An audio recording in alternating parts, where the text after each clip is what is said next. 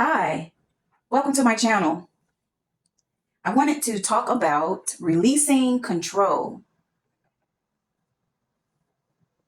I know a lot of us out there are terrified of the unknown. So we try to control our reality to work out in a way that will best be fitted for our goals and desires. We have adopted this trait from childhood. Whenever I tapped into this energy, it took me back to being afraid of the dark. As a child, I was so afraid of darkness. I always wanted a nightlight or something on so that I can see what was coming. Still to the day, I must admit that I keep my oven light on in my kitchen constantly as if it is like a nightlight. I never turn my oven light off. And it gives me a sense of safety and a sense of security. So what I am doing is I'm manipulating my reality to meet my needs. Instead of looking inside of myself to see what is it about darkness that is so scary to me? Why am I allowing darkness to disrupt my calm and my peace and my normal state of being? Because fear does not exist in soul. So I said that to bring the awareness to you guys and make you want to tap into different aspects of your life that you may try to control so that you can maintain a certain state of being within your life, which that entails brings on codependencies. And when we are walking in our sovereignty, we have to release all forms of codependencies because the soul is whole and complete. It does not need anything to make it be anything. So it's our job to go within and really address the core of the issue. So there are multiple ways that we subconsciously allow this energy to play out. We learn to control different aspects within our lives, just not feeling safe and not having a awareness that we can trust life. It taps into the survival mode because when we were growing up and our ancestors were not aware that we can trust life. We can trust life is going to unfold exactly the way we want it to, or exactly what is best for the expansion of our souls. See, where the mix up is, our ego has taken control of our lives.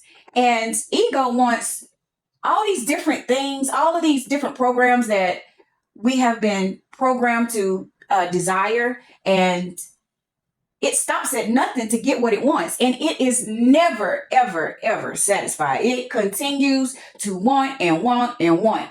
So a lot of the times what we think we want or desire is not what we truly need for our soul expansion. And that makes our ego go into total shock and anxiety.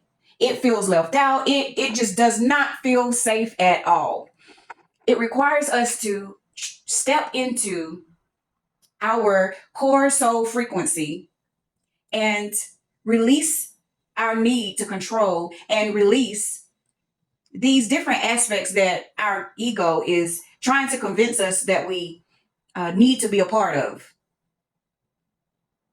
Now, I know that some of you may be like, what? You're just going to allow, just allow yourself to just willy-nilly just do nothing? No, that is not what I'm saying. What I'm saying is when we have different desires, Ask yourself, why do you want that? And that will allow you to realize where that particular desire is coming from. Is it coming from the ego or is it coming from the soul? Once you have gotten that together on where this desire, what direction this desire is coming from, then you will be able to know that it's safe to relax into the force of life, because the soul has already imprinted the things that it needed before even coming to this world. In your DNA, there is a specific plan of action that is needed for in order to allow your soul to expand. Now, if you feel the need to control or push or chase, that is coming from a place of ego. So I wanted to share with you all that it is completely safe to relax and make peace with control and allow yourself to flow with the forces of life. It's almost like the ocean. And with the ocean, you have different currents and waves. And sometimes the water is uh, tumultuous and destructive.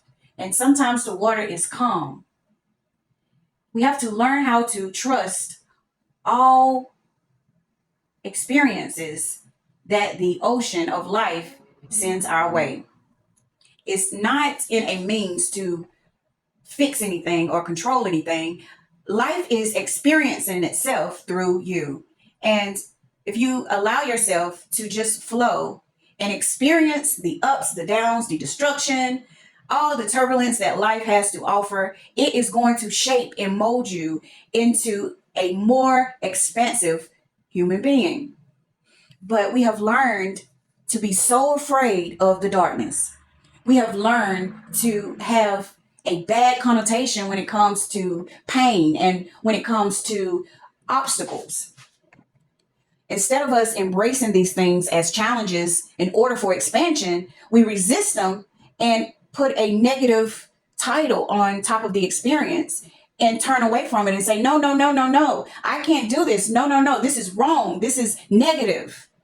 When we are created to withstand anything that life brings our way, it's very important to allow and release the control, because that will hinder yourself from expanding in a more flowing, easy, smooth kind of way. You're still going to grow, but when you resist, then your soul has to send things to you that will assist you in dropping that resistance.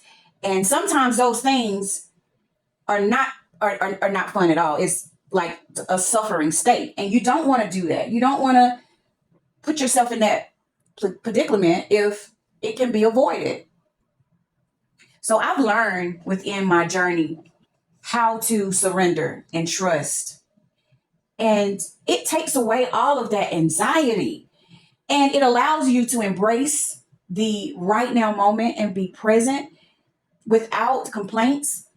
And the darkness is no longer scary, because you grow to realize that you will obtain wisdom within the darkness. So now it is completely all right and natural for me to navigate life totally in the unknown. And it's so like magical when you live in this state, because you are not dependent on life or your life experiences to be a certain thing so that you could be a certain thing. You already are grounded and stabilized in who you are, and you're no longer dependent on your reality to shape you.